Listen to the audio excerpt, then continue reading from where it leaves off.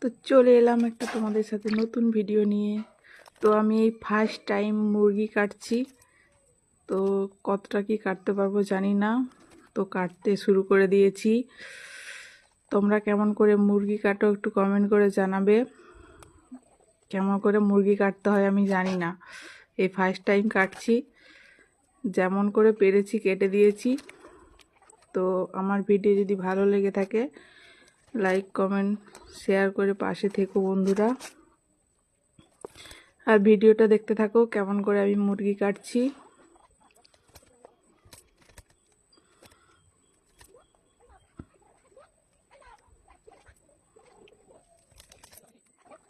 তো তোমাদের দাদা ভাই বাড়িতে না থাকার কারণে আমাকে মুরগি কাটতে হচ্ছে আজকে। এই জন্য আমিও মুরগি কাটতে বসে গেলাম।